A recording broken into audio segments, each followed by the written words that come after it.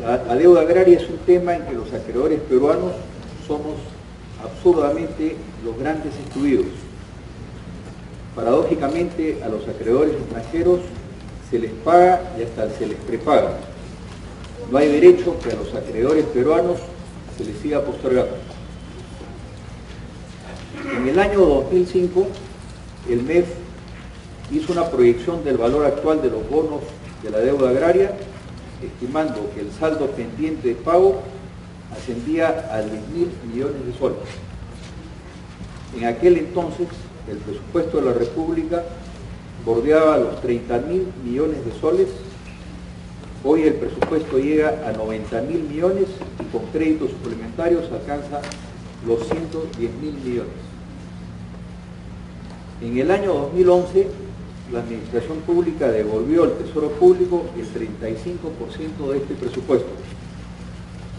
30.000 millones de soles que las reparticiones estatales no saben cómo invertir. Y esa devolución se ha repetido en los últimos 5 años y los funcionarios seguirán devolviendo recursos asignados porque no saben cómo invertir.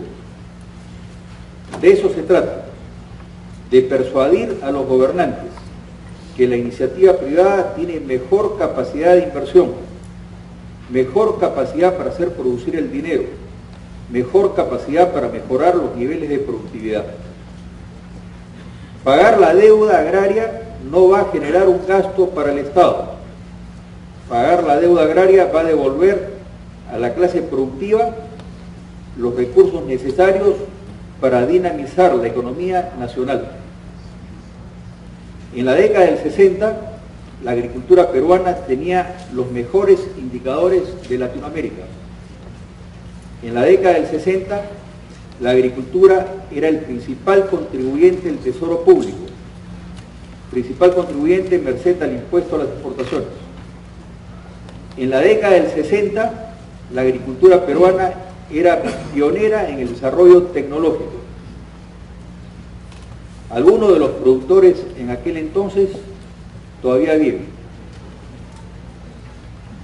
Muchos de los herederos de aquellos productores tenemos arraigado el amor a la tierra y las capacidades para hacerla producir. Pagar la deuda agraria nos permitirá retornar al campo productivo y convertir en 10, en 100, en 1000 cada sol que el Estado peruano cumpla con pagar por la confiscación de hace 40 años. De eso se trata.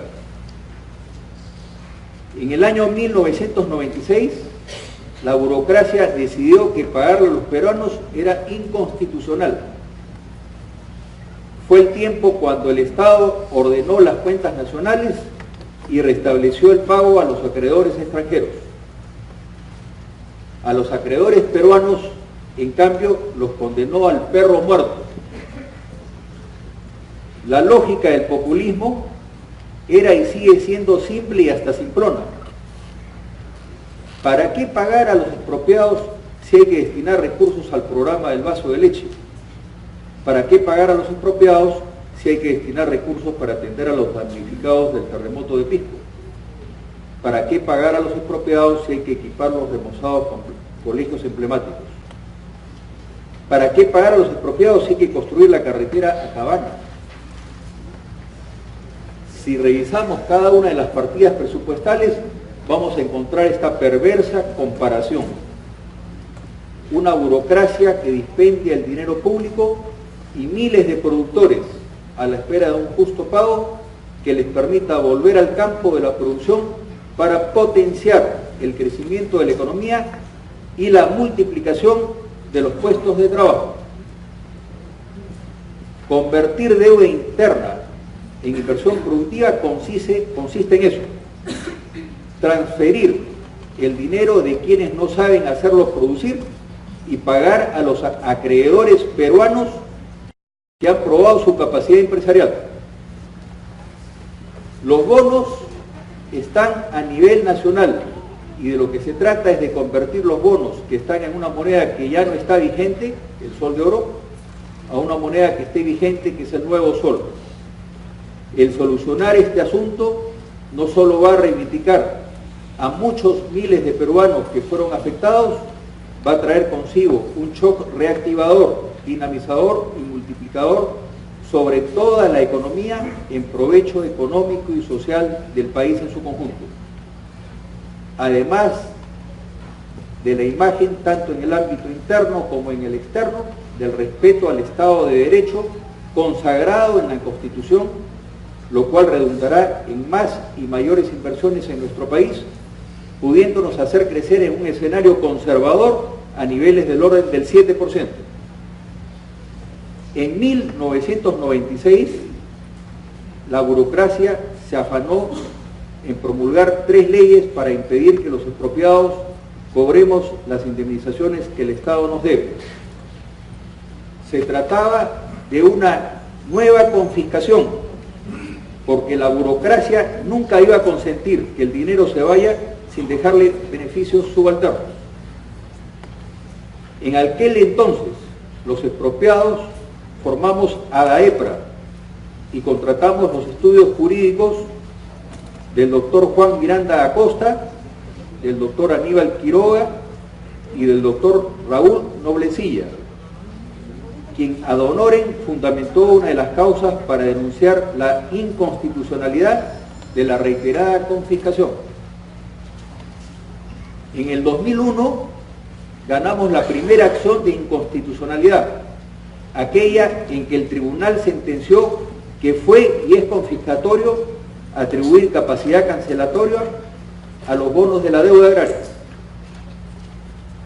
En el 2004 ganamos la segunda acción de inconstitucionalidad, aquella en la que el tribunal sentenció la inconstitucionalidad de pretender que el MEF pagara las sentencias judiciales en la forma y en el plazo que les viniera en gana. En aquella sentencia, el tribunal fijó los parámetros para atender las obligaciones del Estado, criterios que fueron incorporados en la Ley del Sistema Nacional de Endeudamiento Público. En el 2005, ADAEPRA consigue una tercera sentencia del Tribunal Constitucional, aquella que en su fundamento 17 establece que los expropiados tenemos el derecho de acudir a los órganos jurisdiccionales para exigir el pago de la deuda que el Estado tiene como consecuencia de las expropiaciones.